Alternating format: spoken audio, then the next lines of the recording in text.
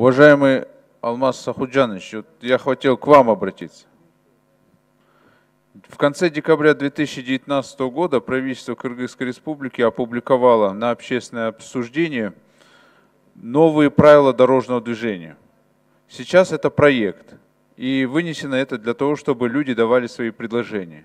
К сожалению, есть там непонятные некоторые нормы, допустим, такие как запрет в ночное время ездить или выезжать задним ходом, останавливаться между населенными пунктами на дорогах. А вот как быть, если едешь, допустим, из Бишкека в Ош?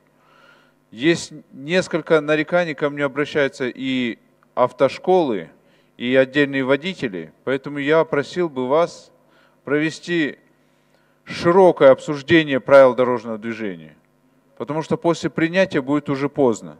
Ошибок можно сделать много. Тем более вы там убираете вообще описание к дорожным знакам, чего вообще, мне кажется, не стоит этого делать.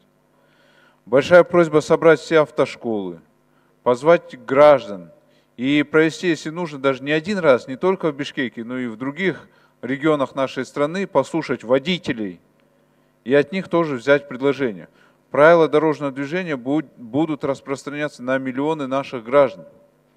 У нас практически каждый третий человек – это водитель, а мы все являемся пассажирами. Поэтому большая просьба провести широкий круг обсуждения и только после этого принимать постановление правительства. К сожалению, это не закон, так бы мы бы уже у себя в парламенте начали бы этот процесс. Спасибо. Рахмат. Рахмат.